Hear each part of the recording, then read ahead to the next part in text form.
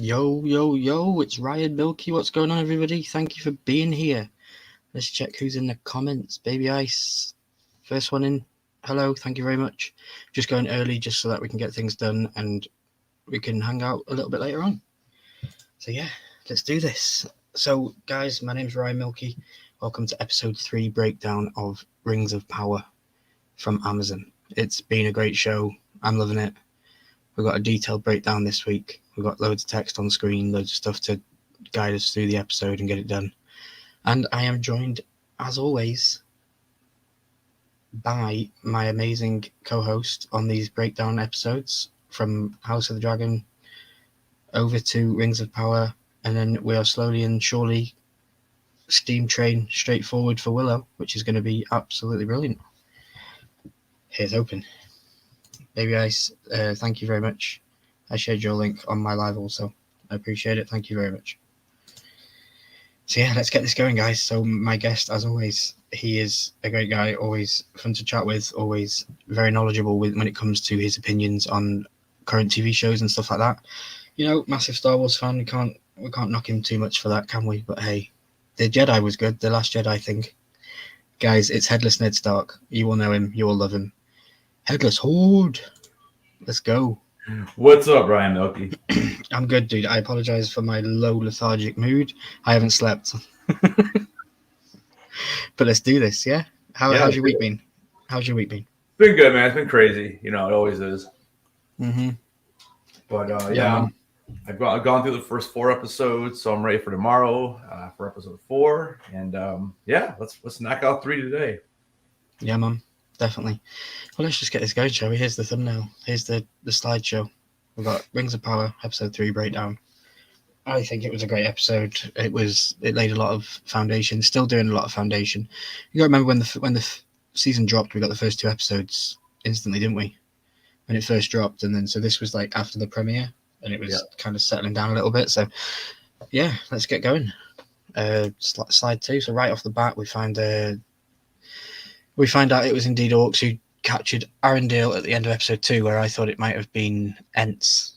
From the trailer, it looked like a tree hand. Remember when I said that last week? Yeah. Mm-hmm. So yeah, we found out that it was orcs, and his armor and weapons had been taken away from him, and he'd been dragged through a kind of tunnel or trench system by the orcs. They got prisoners, so we could see canopies overhead, which meant that they were protecting the orcs from the sunlight, which is another thing that we touched on last week. And I think it goes quite heavily into it in the next couple of episodes. As we've been told, the orcs being harmed by sunlight is going to be a big deal in this series, which is, I think it's a cool thing. You know, it's not quite like the vampires. Obviously, we know that they're not human; they're made. So, what do you think about this little trick of lore where they're related to the sunlight? I mean, it makes sense. It's a cool way for them to protect themselves from the sun. You know, when I was watching this episode, I was trying to think back to the original trilogy. So did the orcs burn in the sun in that too? No, some of them did. But some of them did. Okay. Yeah, as we'll go on to the next slide. Because it seems like all of them in this show do. I don't think we've seen one yet that hasn't. Yeah, we haven't. No, as we've seen the lands that will become Mordor don't look anything like the next slide, the Desolate Wasteland and the Lord of the Rings. The orcs aren't protected from the sun. Mm-hmm. You know, because the sun was blocked out when Mordor was around. Okay. But you know, there was also these kind of orcs in the movie. These were Uruk-hai, and these had a different. They had a different weakness to orcs, so they were impervious to sunlight, so they could be out. So you remember in the films, they would be doing the daytime marching. Yep. Yeah, these were the Uruk-hai. These were like the first orcs that were ever made, and then we get these new ones, which are, I suppose, less. I don't know what's the word. Less 100% genetic to the original coding, I suppose, and then that's why they've got differences. I suppose. I don't know. I'm just guessing. Yeah. Well, yeah, I'm sure it makes sense. I'm not sure how they make them, but I mean, did we ever find out how they get made? They're kind of like it's hinted upon that the original orcs were made from elves. They were corrupt elves. Oh, okay. So, yeah, that would probably make a lot more sense, especially with this guy. It looks like he's got pointy ears as well. Yeah, he does. So then we have the triumphant return of a fan favourite actor, Jed Bropey. He is back to the world of Middle-earth. I'm sure you've recognised the face if you've seen him from the previous shows. He played Nori in The Hobbit, and he also had a variety of memorable characters in Lord of the Rings. I remember this guy with the red eyes on the right here. He has a good encounter with Frodo in the tower just before he gets to the spider. Yeah, I remember him. that one. Yeah. Mm-hmm. Hey Sharon, thanks for popping in, my friend. Hope you're very well. Plus, I know you've not seen it yet. I still appreciate you stopping in. Thank you very much. Hey Kenneth Bird, welcome in, my friend. Good always seeing the family show up. Yeah, let's keep going. Anything you want to add about the new characters and stuff? Did you recognize the guy? I had no idea, but it's pretty cool that he's been like in everything. Then, like, at least a Yeah. part in everything. Well, yeah, he was he's been part of the franchise. Well, he was in quite a bit of the prequels, right? Mm-hmm. Yeah, he was. Yeah, so but I didn't realize that was the same character. Yeah. Yeah, same guy. So back onto the storyline, Arondir is tossed out into the sun and he discovers his buddy from episode 1 and the Watch Warden have both been captured as well. And then we cut to Galadriel and she's woken up on the Numorian ship and she immediately notices that a dagger is gone. Like, well, what is it with these shows and daggers? Like, it just keeps throwing it at us, you know? Like, literally, dagger for dagger. And then we see that she's brought up above deck, and this is the first time that we see the main deck and a true glimpse of the Numorians, and the most notable, Elendil. He is the father of Isildur and the future High King of Gondor, which is going to be really interesting. And yeah, you can see that he's got the dagger there.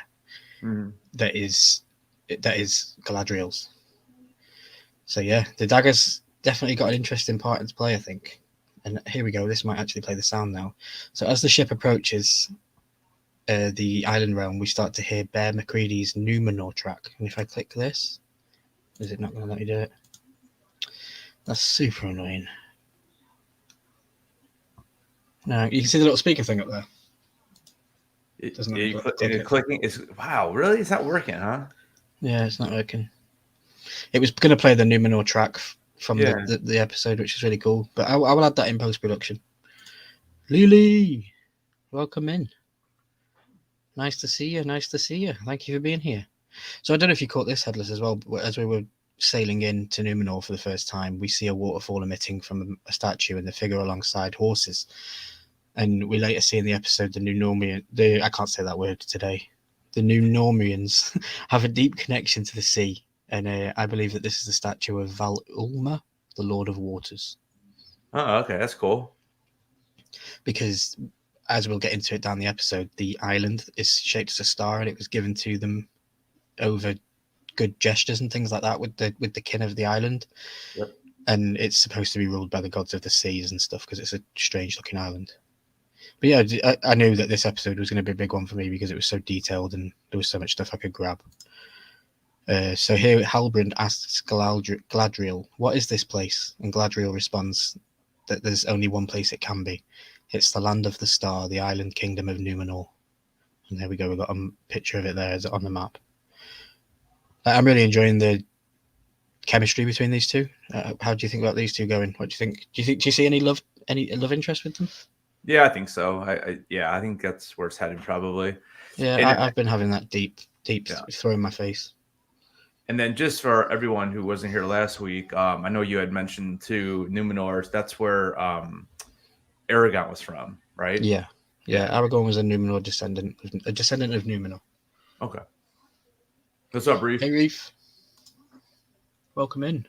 Good to see you. Thanks for being here. And yeah, Baby Ice says there, everybody smash the like button, please. I appreciate it. I'm sorry that this has been delayed, but hey, we're here now, so that's all that matters.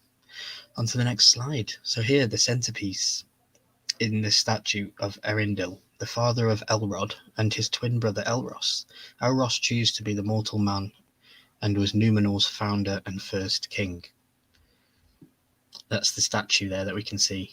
Amazing shots. Like it literally looked when I was watching it like it was a real place. Yeah, it was crazy. What do you think to the detail of this place, or do you think it looks a bit I think it looks. I mean, obviously, it looks great. it's just I'm always curious when I see shots like this, how much is CGI and how much is actually there. Yeah, yeah, I I mean, completely agree. I'd imagine some of it is real, but the statue's probably CGI'd in there. But Hmm. yeah, I mean, it looks great. I mean, the show looks fantastic. You could tell they spent money on this. Oh yeah, definitely.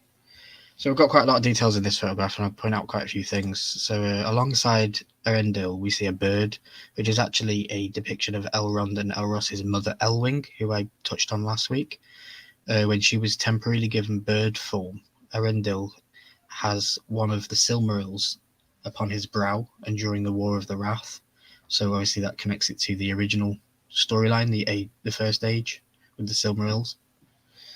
So it just shows how old the area is. And then, as you can see, also in the background, in the same shot, we see a mountain of Tarma. Sorry, this is the holy mountain of Numenor, and will probably most likely be an important location by the end of the season, which is something cool to look out for. I always like mountains and stuff. Arcade Pop, welcome in, my friend. How you doing? What is good? What is good? So yeah, how are you finding your? What was your initial thoughts to Numenor when it was thrown at you? I know that we just said it was like CGI looks amazing and stuff, but I know I kind of amped it up last week. Like I was super excited to see it, and Yeah, obviously no, you can see why. I think it looks great, and I think we even get a little bit more. Mm-hmm. We get more. We get to see more in episode 4 that I'm currently working on, and yeah, I mean I didn't even know that Aragon came from there. So you just telling me that last week, it made me enjoy the episode even better, knowing that it's it's at least mentioned in Lord of the Rings. So yeah, Yeah, it looks good. definitely. So next we have an incredible wide shot, and if you know me, then you know that these are my favorite shots in these kind of shows. It just shows how massive the capital city of Armenalos is. Again, these names, guys. Armenalos. There we go. So then on to the next scene. So there was a lot of dialogue in this scene, I noticed. So throughout this walk that we have that's going on through this scene, Elendil has to keep looking back as Galadriel and Halbrand seem to always be behind, and then I tell myself there to see my notes. So I'll just pull that open real quick, and I'll just read it as quick as I can. So Elendil starts leading their guests, and we hear whispers about there being an elf in the mist, and we soon realize why that is a big deal. Halbrand says, "Since when do men like me build kingdoms such as this?" And Galadriel replies to him, "They're not men like you." She then explains that while Halbrand's ancestors stood with Morgoth, the ancestors of the Numorians, who we know from the books were called the Endale, stood with the elves, and as a reward they were given the land of the star, which Elros and his people founded by following the star of his father Erendil. What remains to be seen is if this show will go further into the ways of the Numnorians, as they have a distinguishable trait amongst other normal humans, and their lifespan is considerably longer. Hence, Aragorn being very old in the show, and being a true king. So yeah, there's a lot of detail there. I couldn't fit on the screen for one shot. So then we have also here, which was a really, really cool thing for me to see. So Galadriel moves on, but Halbrand's attention is drawn by the Smiths in what seems like a significant moment. They clearly get these steps in for the day, like they must have stepometers, as they make their way up to what a 10. I can't see behind this little thing. Behind your building of Armelinos. So did you notice this thing as well? I don't know if a lot of people miss this. So this tree in the middle, in the center, is the white tree of Nimloth. And speaking of which, when Galadriel spoke about the elves gave gifts to the Numorians when they first arrived, this was the first gift that they gave. And it also, along with the Plantier stones that we see in episode 4, and we also see them in the main show, they were gifts from the elves. And you notice around this tree, so obviously they've heard about the elves in town, and people are gossiping and whispering. Did you notice that this is the only place in the entire city that looks like it's not looked after? Look at all the vines growing on all the rock, and I do now. I mean, so okay, so why is that? So that's disrespect to the elf, because that's a gift from the elves, and Is now that the why? elves are banned from the area. Okay, that makes sense. So over the years, the disdain for the elves has been shown through the solidarity of not looking after the sacred tree that they gifted. But yeah, it was a really cool thing, and it was a really quick thing to try and catch as well. You know, that's why I watch things over and over again. Yeah, no, that's a good catch. So Muriel, who we are just introduced to here, who is serving as Queen Regent instead of her father, King Tar Palantir, tells the elf to name herself. So Galadriel responds, "I am Galadriel of Noldor, daughter of the Golden House of Finferin, commander of the northern armies of the High King Gil-galad." And good old Halbrand just goes, "Yeah, I'm from Halbrand of the Southlands." Like, what the hell, dude? It was a proper Jon Snow moment, you know, when Daenerys Yeah. says her whole thing. And then I remember Davos just goes, "This is Jon Snow." Like, season 8 was bad for a lot of stuff, but, you know, the jokes in there were pretty funny still. It's crazy. So yeah, how did you think about Halbrand? Yeah, I mean, I liked him better, much better in this episode than the first one. The first one I couldn't really, or well, he was in episode 2, I think, right? In episode 2, I couldn't really quite place what his deal was, but we obviously learned quite a bit more about him in this episode, and then even more in episode 4. So, yeah, I'm liking his character though. Mm-hmm. Definitely, he's a sneaky guy, and I like him as a main character. Again, he's like, I've never seen him in any movies or TV shows before, I don't think. So he's, you know, he's a new face. So Pharazôn responds because Galadriel requests a ship passage back to Middle Earth, and Pharazôn responds that there's been generations since a ship of Numenor made such a journey on an elf's behalf. And Galadriel responds rather harshly that it's because the Eldar that their people were given this island in the first place. So she kind of throws it back, you know, back in his face, the past and the history of everything, which didn't go down very well, I don't think. And then, yeah, lots of dialogue going on in this scene. So Muriel goes on the defensive and argues back with Galadriel. Galadriel says that one way or another she will depart. And then good old Halbrand just, you know, breaking up the catfight and says, "Why don't you just give us a couple of days to think this out? You know, it's a nice city. Let us hang around." Because I do, and I keep putting his text in red just to point out, because you can. This episode was just him being sly and sneaky, all episode. So it was definitely an interesting thing to watch and unfold. So what do you think to the? Well, like you said, I mean, by the time we get to the end of the episode, we know a little bit more about him, anyways. Mm-hmm. You know, and like I said, so he's definitely acting. You know, he doesn't want people to know who he really is. Yeah, who do you think he could be? I mean, I don't know who. I mean, I don't know. I mean, you know, we find out that he's supposedly a king, right? Isn't that what they said? And I mean, like, as far as is Halbrand his real name? I have no idea. I right now I'm assuming so, but I still have 4 episodes to go. So yeah. Also of note is Halbrand says that Numenor is a paradise rife with opportunity. Does he simply mean a fresh start, or could he be a bad guy in disguise with bigger, more evil plans for the island's realm? You know, he gives off different energies. It's like sometimes seems like he's definitely in it for himself, and then sometimes it feels like he's definitely part of a team and wants to work with Galadriel and stuff. So I don't know. He definitely gives me the creep vibes, though. Halbrand definitely. Does? Yeah, Halbrand. Yeah. Yeah. So now we have Isildur, son of Eldarin. So this is the famous guy who, in the original series, chops off the finger. Oh. This is Isildur. So he's around in the first film. In the first film, when you have the massive war at the beginning and Sauron's smashing his stuff around, and then it cuts to that part where he gets his hand chopped. So these people live how long then? It's not known exactly. They're from you said Aragorn was pretty old, but yeah, obviously he looks like he's in his 40s. Yeah, but I think he was a lot older than that. He was very old. Okay. He was kind of I mean, immune, you know, because he got with the elf girl right. Well, who was immortal.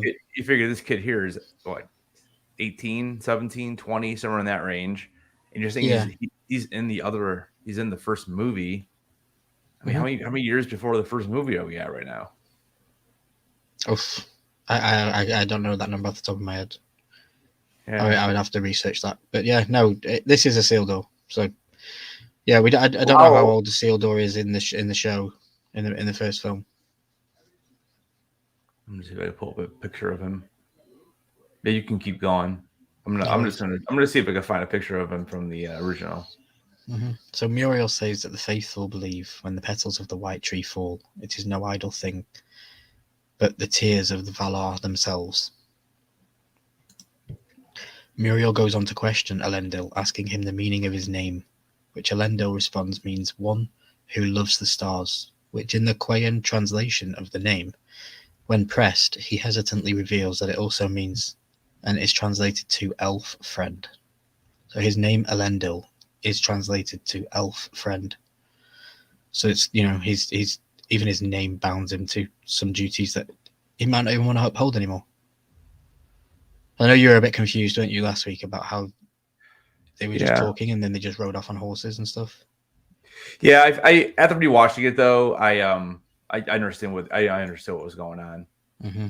Yeah. So then we're going to cut back to the orcs, and with quite a bit of tension, the elves are offered a drink one by one. And things turn a little bit slicey dicey when suddenly the lead orc cuts Meddle's throat while he drinks, and he dies in Aranda's arms. The watchwarden yells, Huna Haravan, and the orcs, which means accursed beast. So the orcs call the elf guy an accursed beast. Pretty crazy how the Tolkien lore and there isn't much elvish stuff used in this show. You know, not as much as we're getting like in House of the Dragon with High Yeah. Valyrian and stuff like that. Yeah. But it's definitely an old language, and I like that they're still using it. How are you getting on with trying to find a photograph? I know that in the first show he's kind of like all armored up. In the first what?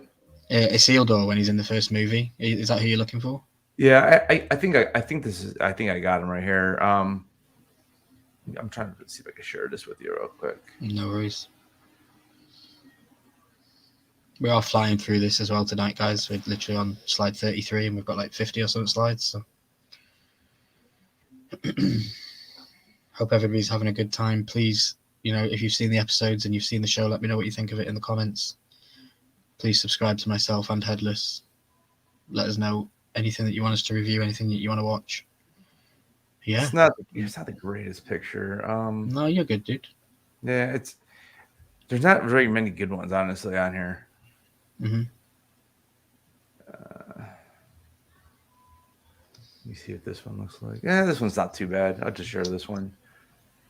But now it's kind of seeing him as older, I kind of understand. So I really like to know now how much, like how far in advance, like how far this is. Because like I said, this predates even the prequel movies, right? This is Because it's not in between them, or is it? This is before The Hobbit. This is before The Hobbit, right? You know, like in this picture here, he looks like he's probably, I don't know, I can't see it quite yet. in his 40s or something. It's right here. So we're on slide 33. Yeah. Yeah, that's him. So that's him in Fellowship. Mm-hmm.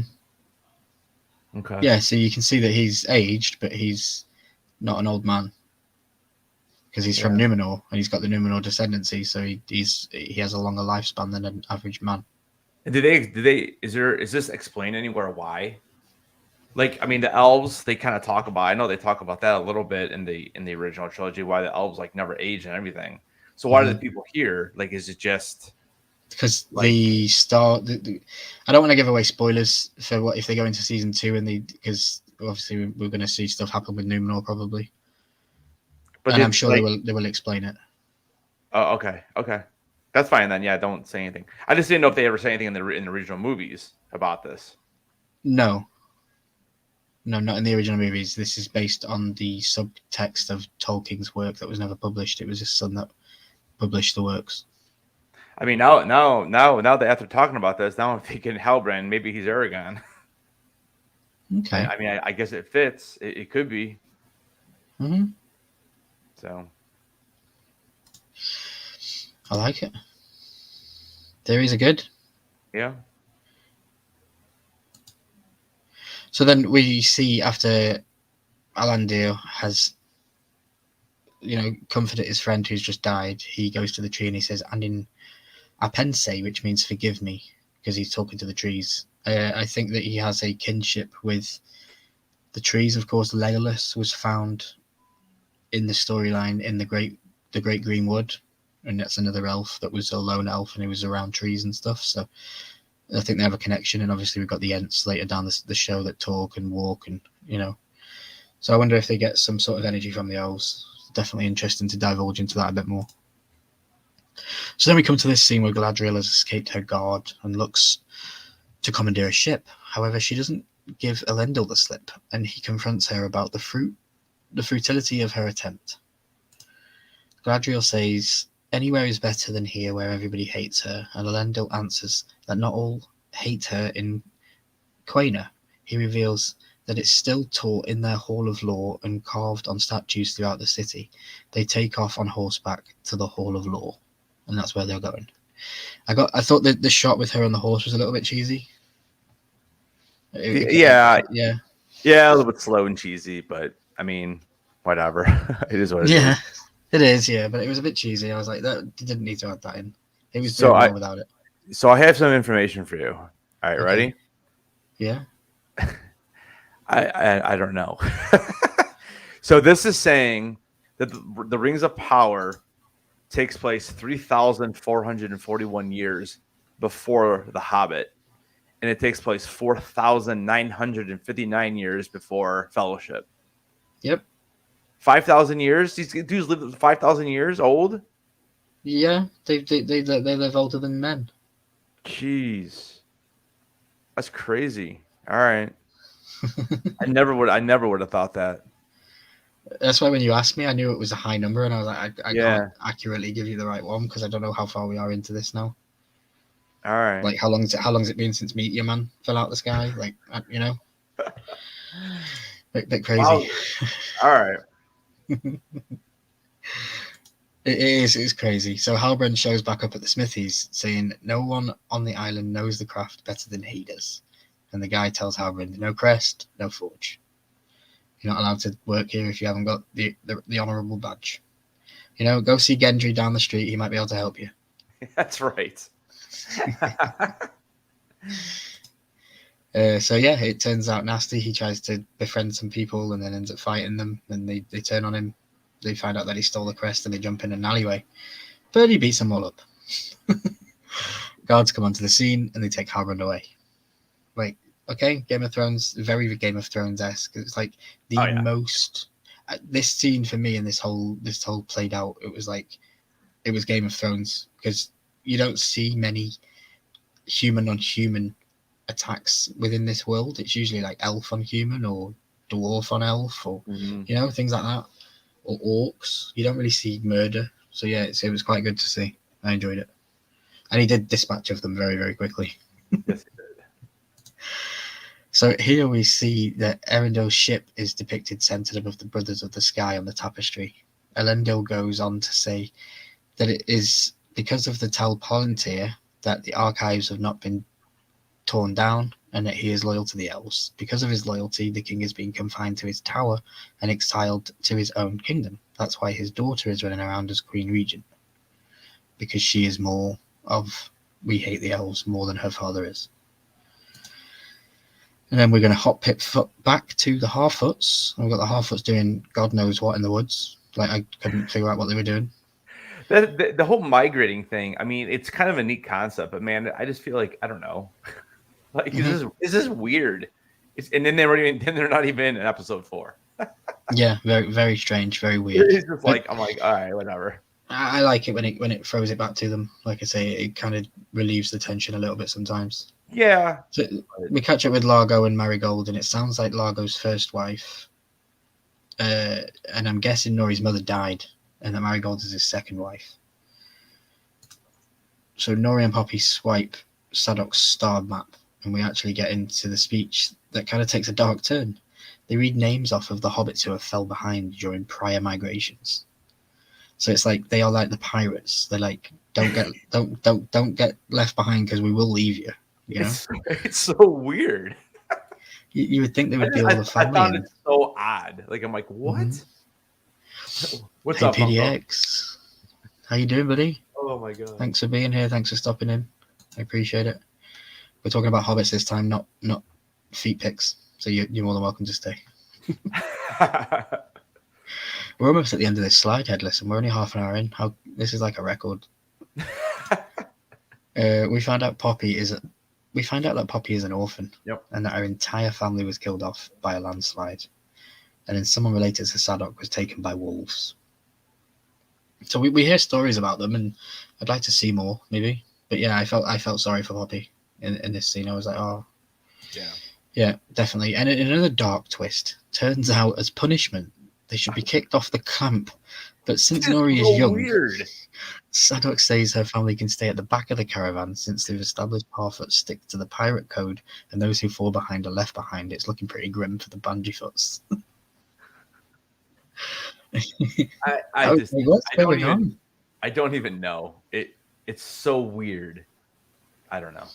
Because obviously the stranger, yeah, the stranger plays with the fireflies and he sets a little fire, and then he rats Nori out, doesn't he? And then we've got Isildur here has apparently heard of Galadriel, but the conversation quickly turns to Isildur's upcoming sea trials. Elendil, his father, delivers his line that there's nothing for them at the western shores, and the past is dead. They either move forward or die with it. He moved his family to the capital. Now, as we've started to see in this episode, we've got a lot of internal conflict between his head, which tells him to keep his family safe by going along with the trends of Numenor, and his heart, which lies with the ways of the faithful. Elendil puts his foot down with Isildur, telling him that he must do the trials. Then we discover Erindil, whose name means daughter of the sea, got accepted as a builder's guild, which means that she's probably going to be an artifact or an architect. Pretty cool, bit out there. Like, okay, so maybe the sister's going to do better than the brother, and it's going to be played against him. Maybe step up and be a man. They seem to have. She seems to be more. She seems to be more stronger. Like I just feel like she's a stronger character right now, and she has a lot less screen time than what is it, Arendelle or whatever his name is. Isildur. Or Erindil. So Erindil's the father, and then Isildur's the son. Isildur, yeah. We'll see, though. Yeah, definitely. I'm interested to see where it goes. So then we have Galadriel, and she pays a visit to the cell where Halbrand is being locked up, and she shows him the mark of Halbrand's pouch.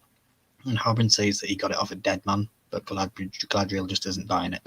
She says that it was a mark of his ancestor who united the men of the Southlands.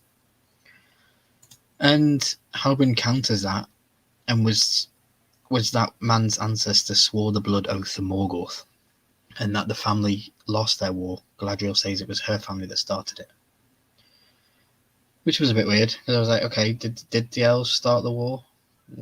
I don't know. Yeah, maybe not. I don't know. And then I'm curious to hear what you guys think of the odds of Halbrand's true identity. We next come to one of the Towers of Night where Muriel finds her father and she visits him at the Tal Pantior, and we don't see. And he says that the prophecy has come true and the elf has arrived. So they've been waiting for this. They've been waiting for an elf to come back to Numenor. So something's happening, something, again, prophecies and all this kind of stuff. It's all why we love it. That's why we do the stuff we do, because daggers, prophecies, Jon Snow, I don't know, people with huge names as titles. So then we're going to go to slide 50, and next we catch back up with the Harfoot migration where Largo and the family are struggling to keep up. And that's probably because there's a giant guy sat in that bloody cart and they're pulling it along.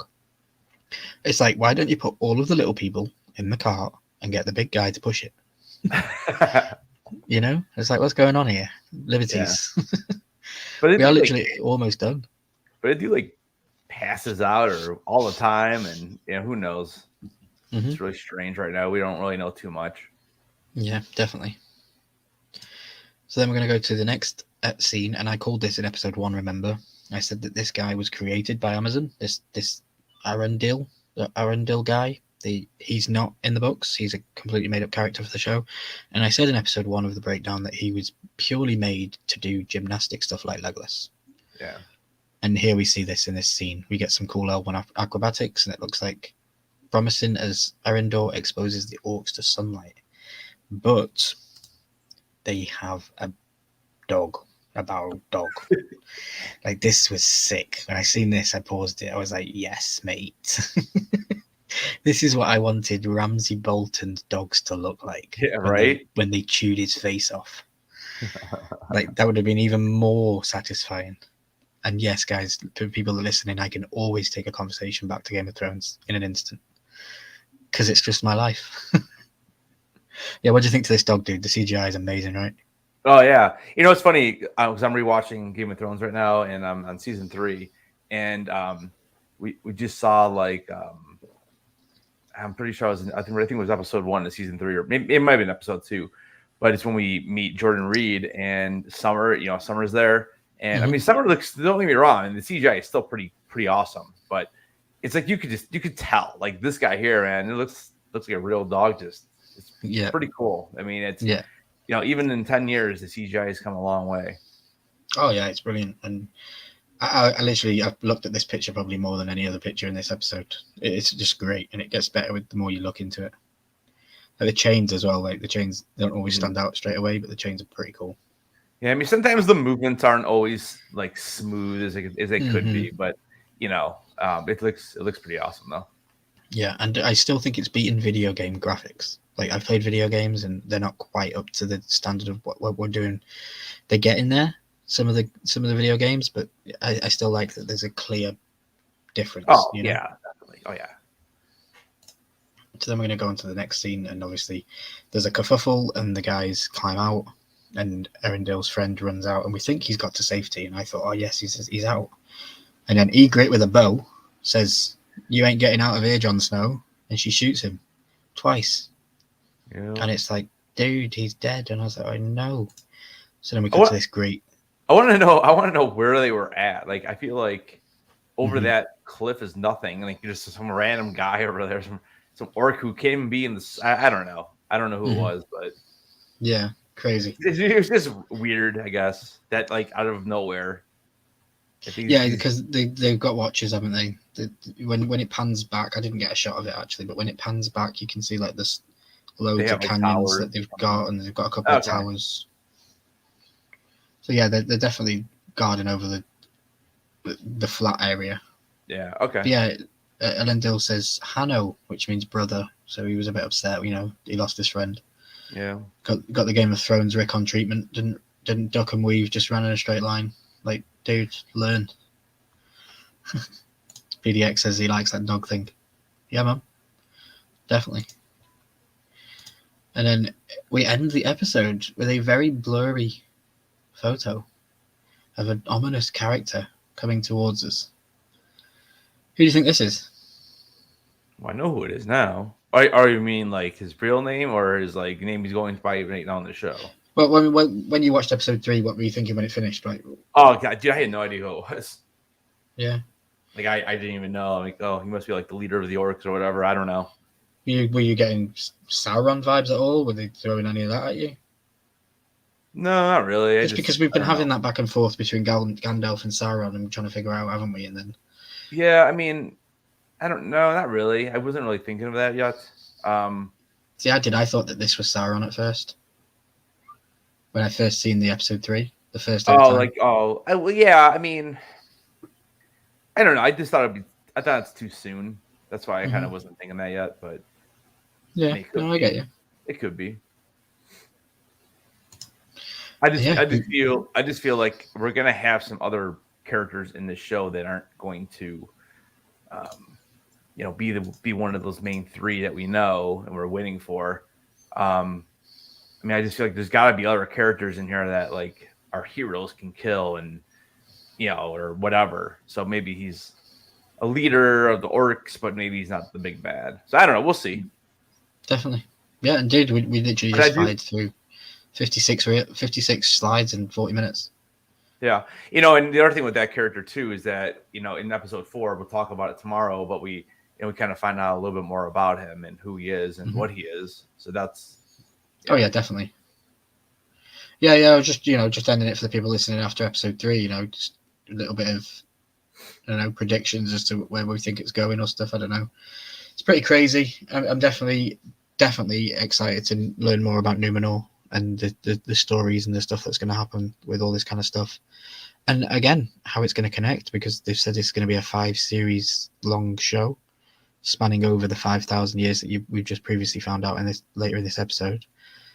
So yeah, we're probably going to have some rings made in this season, and then some more rings made the season after, and then because how the story's told at the beginning of the show, isn't it? 3 rings were given to the elves, right. 9 rings were given to the race of men, 1 ring was made to rule them all, and all that kind of stuff. So I'm sure we're going to see that throughout the next 5 seasons, which should be pretty good, and then it should connect at the end of this show to the Hobbit.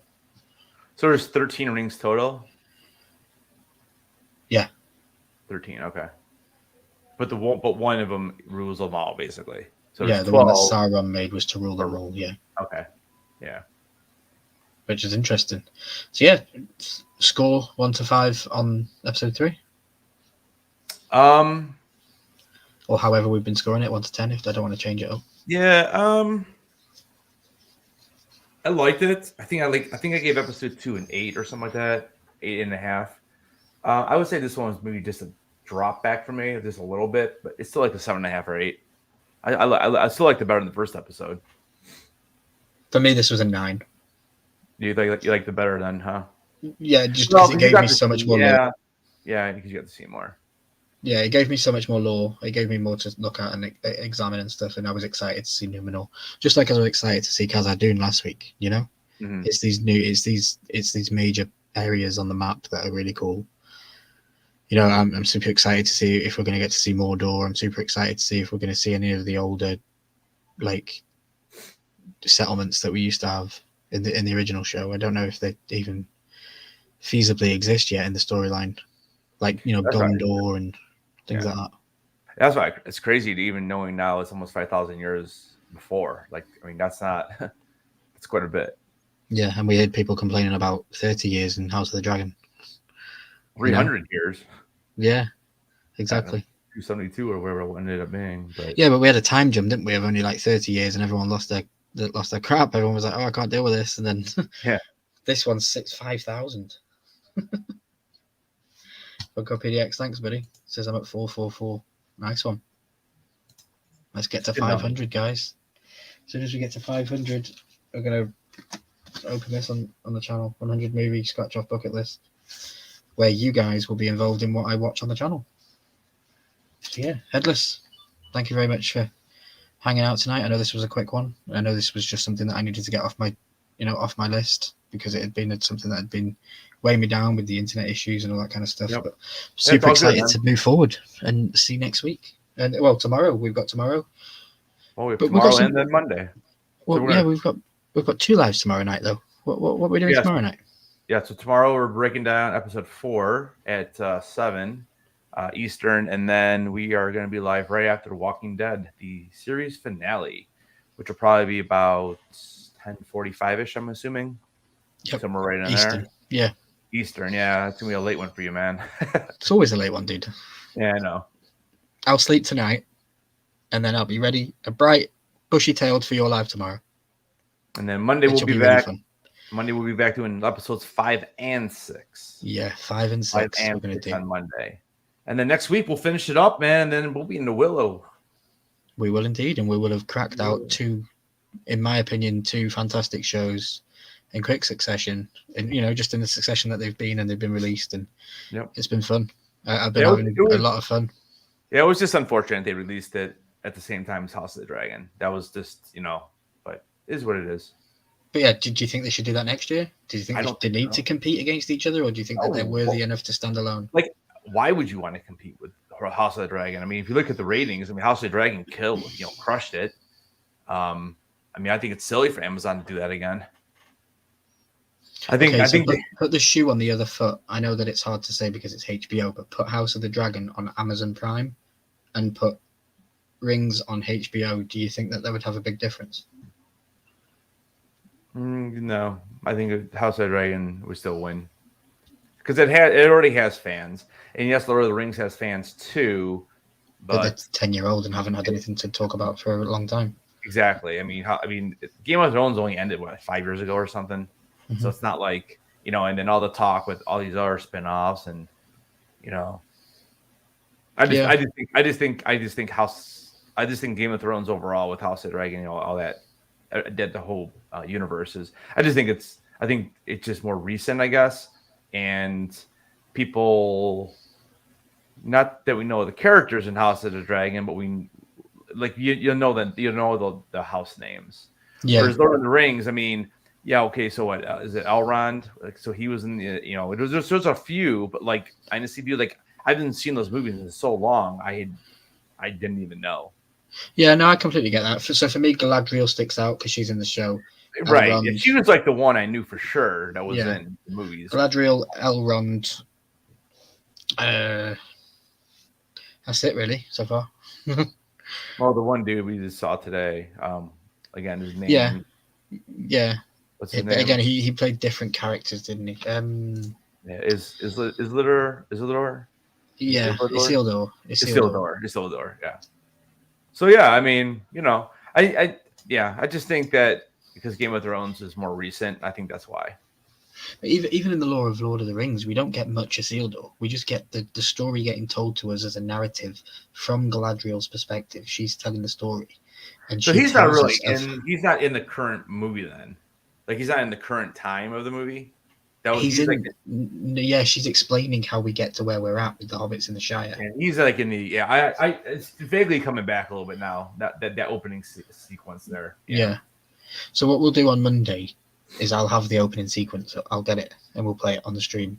Okay. It'll be the 3 rings and the 9 to the men and all that because I remember it very strong in my mind. Yeah, that'd be cool then. Yeah. Cool. Well, dude, I want to thank you for your time today. I want to thank you for hanging out and breaking down this episode. It's been a great time. Yep. Always. My name's been Ryan. Your name has been Headless Ned Stark. Where can people find you? Where can people connect to you? You can go anywhere on social media. Just look me up, Headless Ned Stark, Twitter, Patreon, Instagram, TikTok, obviously here on YouTube. Yep. And I have my podcast. I actually just dropped a new episode. We're talking the mashup episode that we did a couple weekends ago. We did a mashup episode where we talk Game of Thrones and House of the Dragon characters and like what if this happened, what if that happened, whatever. So I just I uploaded it as episode 11 already on this season's podcast. So you can find that at Apple, Spotify, Anchor, Good Pods, wherever you listen to your podcasts. So yeah, absolutely fantastic. Exactly what he just said, guys. Like I can't get it out that good. I love the spiel, definitely.